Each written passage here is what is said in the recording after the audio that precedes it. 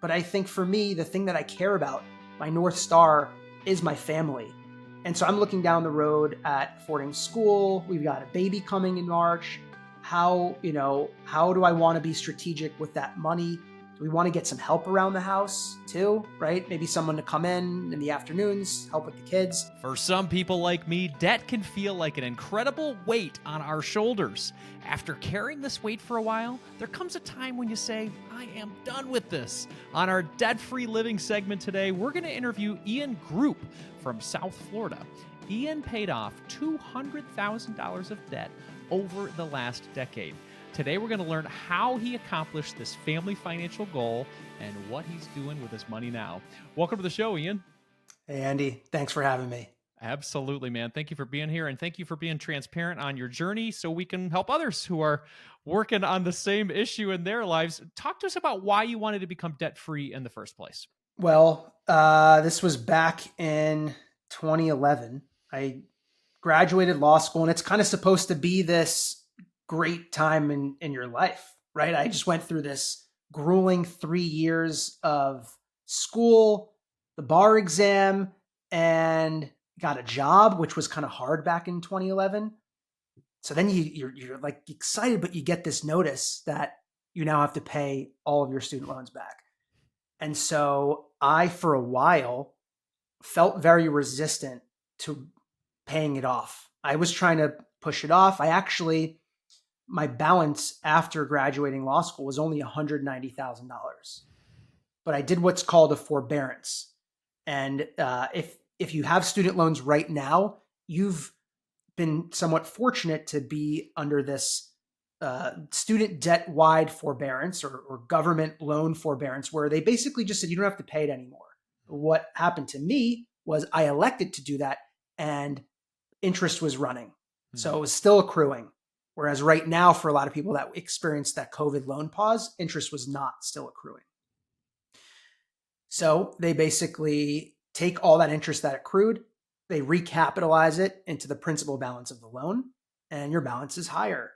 Now, I wasn't paying attention to this. I did it twice. So it was several months where I had this reprieve, but it was really short-sighted because I looked at the balance eventually and just said, oh my God, it's not the 190 that I had when I graduated law school. It's now 210. So that was one big shock. I'm in this massive hole and I got to do something about it.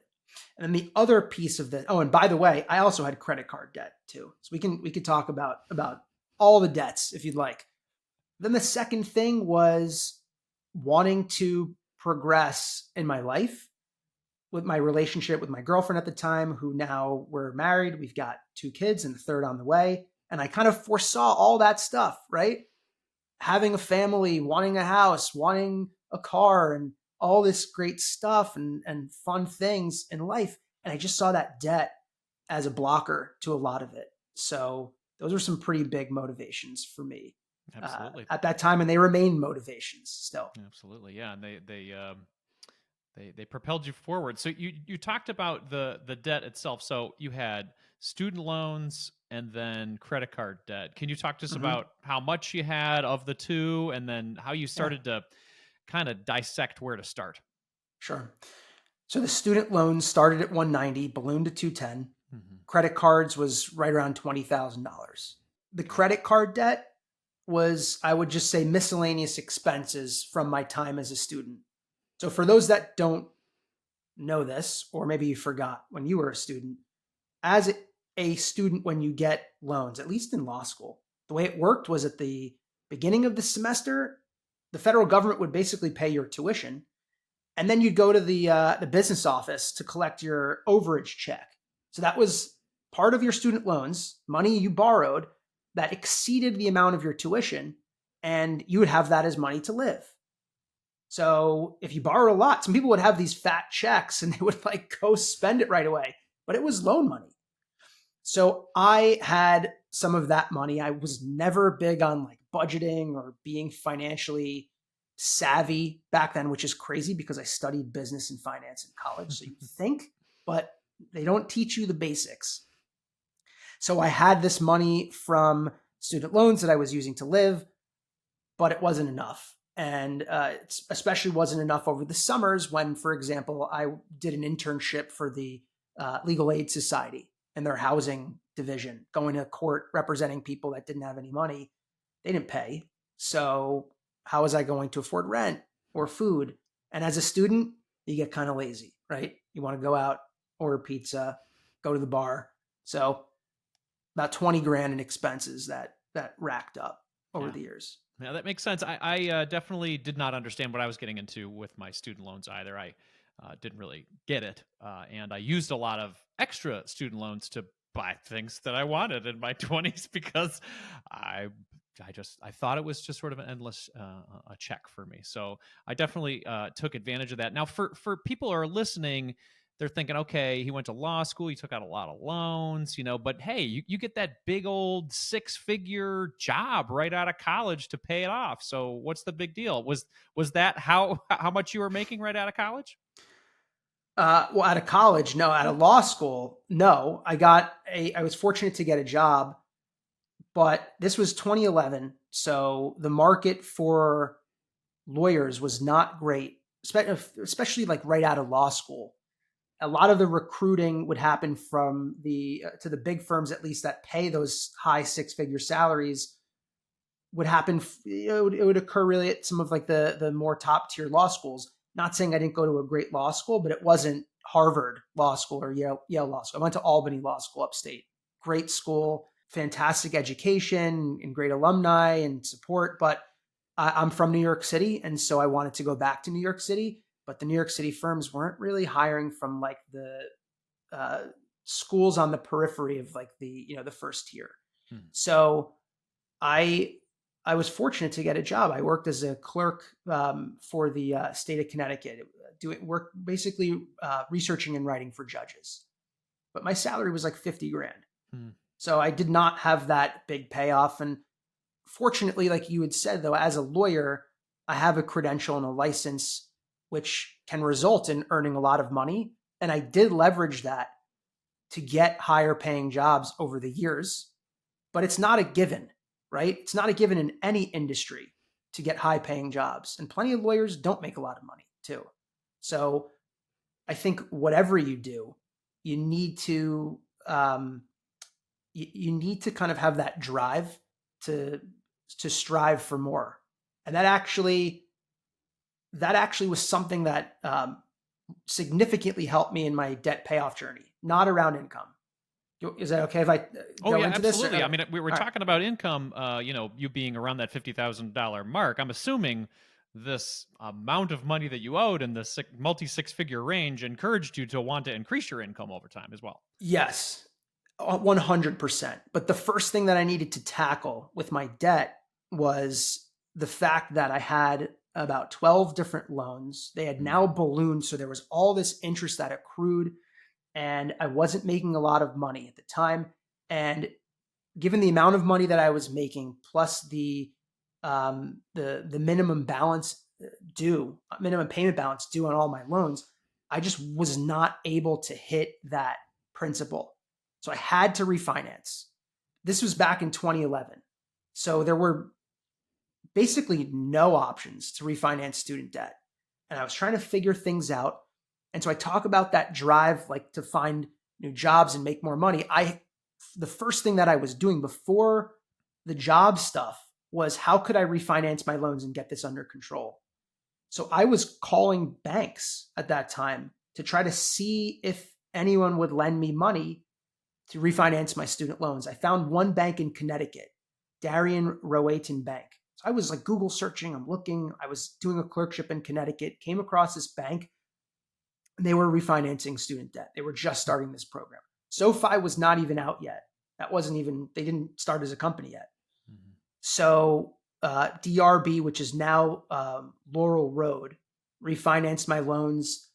It might have been like a 7 or 8% rate among 12 loans. So now we got it down to one loan, one rate. It might have been like 6%. And because it was a private loan, the payment amount was there was an amortization schedule. So I could see here's how much I'm paying every month. Here's what is hitting the principal. Here's what's hitting the interest. And for the first time in my life, I actually started to see my balance going down. It was still really slow, but that was a huge moment. And I continued to search for refi options. Same way I continued to search for jobs and to make more money, I was always looking for a way to lower my interest rates because I knew that would save me money over time. Got it. Yeah, no. When you do the going from the federal loans to private loans, there are some things that can be affected, right? And I know that's Yes. probably important to talk about. Was these being in private loan hands during the 3-year pause? Did that affect things during your payoff process, or had you already paid them off before then? So my loans will be paid off this April. So they're not fully paid off. Okay. I've Yeah. paid off over $200,000 of my student loans. That's right. Wow. I'm like 3 payments away. I just made love payment 4 of 4. I got 3 of 4 coming up. Oh, congratulations, man. That's great. That's got to feel good. Thank you. Yeah, it's awesome. It's awesome. The house will be the next thing. There you go. Which I know is in your wheelhouse. So with the okay, let's just first tackle the federal to private. Yeah. Mm-hmm. One of the reasons why I did the forbearance was not just because I didn't want to spend the money or because I like wanted to like put these loans on pause and not face it. There was also this rumor, this was during the Obama administration, that he might do something around student debt relief. So I was like, I'm not going to pay these right now if there's going to be something that comes out where he's going to like wipe out the debt. We're hearing the same exact promises again. I'm not getting into politics at all, but Sure. I'm just saying that for anybody who is banking on relief or anything, don't do it. Yeah. It's total BS. Mm-hmm. Just assume it's not going to happen. Sure. Now, people might also be thinking, well, what if it does happen? You know what? My point of view is let it happen. You got to run your own race. Yeah. So I waited a little bit, and there was some preferential treatment or whatever on something. I was able to consolidate some loans, didn't really do much of anything. And I said to myself, am I going to find a job where I make a lot of money and be able to pay these things off faster? Or should I go the public service route or the loan forgiveness route, income contingent repayment plan, and just wait it out? And I did not want to wait on the federal government to potentially to have me get there 10, 15 years down the road and say like, you know what, you screwed up the paperwork somewhere, right? So I just said, I am a lawyer. I'm going to go into private practice. I'm going to make money. And so I'm going to go the route of private student loans, where I gave up the ability to, the COVID pause I wouldn't have had interest accruing at that time. I could have potentially made more headway on my loans. And I lost protections like the ability to take a forbearance, which, as I've already explained, not a great thing to do financially. But if you're really in a tight spot, you can at least do that. You have that as an option. Mm-hmm. And then also the income contingency options as well, where you're basing your payments on however much you're making. I lost all of that, but it was a calculated risk.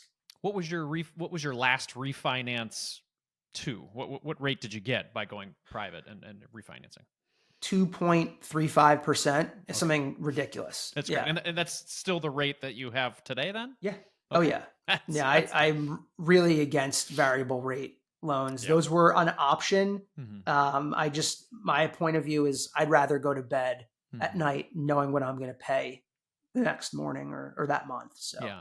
And federal rates, I don't know if you follow it right now. Federal rates, if you were to have kept them as is, what are they running now? Is it like still 6-7%, something like that? Yeah, they vary depending on the loan, but it's anywhere from 5 to 8%. Okay, yeah. So you've cut this in a third at least. So yeah. That's incredible. Now, was there anything? Okay, besides increasing your income, looking for ways to refinance to get the rate down, anything that you did personally or at home with budgeting or saving money during this process in order to, I guess, pay it off quicker? One thing that I want to just mention before the budgeting and that kind of stuff was I actually did prioritize the credit card debt first. So I was doing all this stuff to figure out how to refi the student loans, but the credit card interest was accruing. so much. And I Mm. was just like, these have to go. So any extra money that I had was putting into the credit cards. I played the game of the balance transfers. Discover card gave me like a 0% interest offer. I was like, can I take them up on that for like 6 months and not pay interest on maybe not the whole balance, but if I could just do like $5,000, I'm going to be cutting down the interest on that $5,000. And if I pay it off in that 6 months, like I'll win. So I was playing that game, and that was super helpful to get rid of the credit cards. So Nice. there is the budgeting and all that stuff, but that's one way you can be strategic in terms of paying off credit cards. But yes, I don't think I was like hardcore budgeting in terms of here's the amount of money I have coming in, here's what I should be spending in all these categories. I was also fortunate I was living at home for a little bit, so having mama's home cooked meals, which was Yeah. great, right? So the thing that I cared about was um, how could I meet my expenses and do the things I want to do without overdrawing in my checking account. Hmm. So I started by putting together a ledger, which I think is super helpful for anybody getting started. And it was just a simple spreadsheet where I had on the left side all of my expenses. I had my income as well. So it would basically add up the income, subtract out the expenses, and it would have a running tally of my checking account balance. Hmm. And so if I spent a little bit extra in January, it's deducting that from the running total. And I could see by September, like my checking account goes red. Hmm. So I cannot spend more next month. I have to underspend what I'm allocating to my credit card or to whatever, because I'm just going to overdraw in the future, or I need to make some more money or do something. So I did that. I was also kind of doing like some ad hoc side hustles here and there, flipping sneakers, tickets, what stuff like that, eBay stuff, just to bring in some extra dough, and then working on increasing my income, trying to find new jobs to take a bump up. I love that. Now, when you got married to your wife, did this become a team effort, or did she say, "Hey, man, you you got all those loans yourself. Good luck on those"? How did that work? So I told her early on about the debt. Like Yeah. it was something super significant. She knew I went to law school. I it wasn't anything I was ashamed about or that I was embarrassed to talk about. She knew it. And I don't think there was ever a point where I was like angling towards, marrying her and be like, hey, we're doing this together now, for better or worse, richer or poorer. Like, thanks for inheriting some loans. I always was like, this is my responsibility. I'm going to do this. The other thing was that as a lawyer, I made more money than her, and so when we were dating, we kind of like split some stuff here and there. She pitched in financially, but I was kind of paying for most of the stuff. And then once we got married, we combined everything. And again, I was making more money. So our money was just going towards the debt, Hmm. It wasn't like there wasn't anything too crazy going on there. Got it. Got it. Yeah, I mean, it seems like a good team effort, and you guys partner together to make some progress there. Now, Yeah. you said you are. Did you say? Let me repeat this. You are one payment away now from paying off all of three Three payments payments away. away. Yeah. So you're 3 payments away from paying off over $200,000 of student loans. You're looking forward to obviously that final payment. How will life be different for you when you're not making these student loan payments anymore?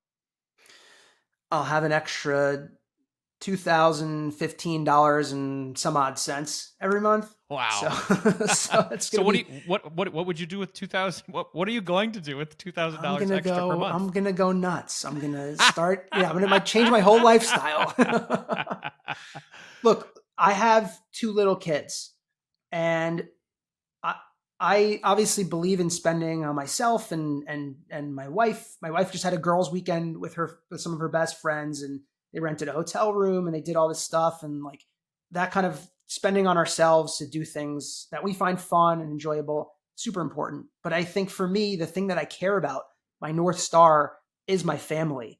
And so I'm looking down the road at affording school. We've got a baby coming in March. How do I want to be strategic with that money? Do we want to get some help around the house too, right? Maybe someone to come in the afternoons, help with the kids. So that, to me, not much is going to, I know this is like anticlimactic, but like not much is going to change for me. And that money is going to just probably either get invested or go into a high yield savings so I can build up my cash or just add more to my retirement. I love it. I love it. Now you mentioned your dad and you got another one on the way. Congratulations. Thank As you. we're having this conversation about student loans and Yeah. college, and there's a lot of conversations about generational wealth and is college worth it? What would you say to that conversation right now, having gone through what you've gone through with your student loans and your career? What are your plans for your children for college in the future? This is a really good question. You and we could probably have a long conversation about this. My plans are, I assume my kids will go to college. So I'm saving for college. I'm putting money away in a 529. I put $150 per month per kid in that, which come March will be, another $150. Any, grandparent gifts or anything they get, I put it into that fund. And then I also am paying. Florida has a prepaid tuition program, so I'm doing that for the kids, which is like $200-300 a month. So all in, let's just say it's like $450 a month per kid in education savings, which I think is pretty reasonable. Might need to be doing more. I don't know how much college will cost, but I'm assuming they're going to go to college. Now, is it worth it? I Will it be worth it in 16 years from now, or my son's 6, so 12 years from now? That's weird to think. 12 years sounds like nothing, right? Like COVID was 4 years ago, and that feels like Right. yesterday. Yes.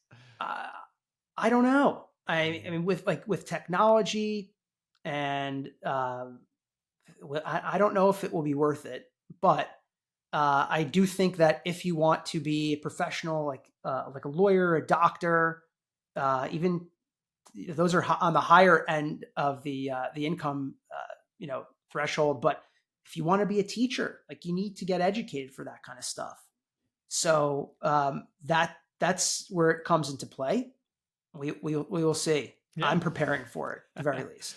We're doing the same thing in our house. We don't know what our kids' interests will be when they're getting closer to that college age, but we like the 529, the flexibility, because they can go to trade school if they want to with that money. Right. They can, it can be utilized for the other sibling if it doesn't work out with one of them. They even have with the Secure 2.0 Act that you can transfer some of it to a Roth IRA in the Yeah. future for them too. So I think the flexibility is getting there, which makes it feel a little bit worth it. But yeah, who knows? Nobody knows what's going to happen in 10 years, man. Now, Right. there's somebody listening to your story, and they heard the title of the multi-$100,000 of student loans, and you at one point you said you had 12 different loans, and this probably felt overwhelming. So the person's listening right now, maybe in a similar situation. They're feeling very overwhelmed with the amount of student loans they have. Maybe they went and got a professional degree like you did, or worked on that. What is one piece of advice that you could provide them based on the situation they're in right now? I would tell them to do two things right now. Number one is to get organized. You have to write down on a piece of paper all of your loans in one place, the principal amount, the payment date, the minimum payment amount, the interest rate. Just literally have that on a piece of paper in one place where you can see everything. How much is this costing you per month? There are simple calculators online. I've created a calculator where you can plug it all in and see how long it will take you to pay off your debt and how much it's going to cost. And from there, you need to build a simple plan. Is your plan to pay the minimum every month? Because if it is, you can see your future right then and there. You can see the exact date you're going to pay this off when, by just making the minimum payments. And if you want to pay it off faster, you can add more money every month. So get organized, put together a simple plan that shows you your future. You can predict it with the numbers, and it's going to set you on the path to figure out how might you speed this up. Because I imagine that when you see that, you're going to look at the interest and say, damn, I do not want to be paying that much for this long. Yeah. Yeah, and this can last for a long time if you don't take a look at it. It could be something that you'll deal with in your 60s and would get, maybe if it's still federal, would get garnished from your Social Security, and It on and can. on and Yeah. on. So Right. deal with it, take a look at it, and then get inspired by great stories like Ian's today. Ian, you talked about a calculator. You talked about other resources that you have. Please tell us where people can connect with you and maybe somewhere where those resources are. Sure. So Instagram is the best place to connect with me at Ian Builds Wealth. I've got a free budget and spending analysis tool in my bio.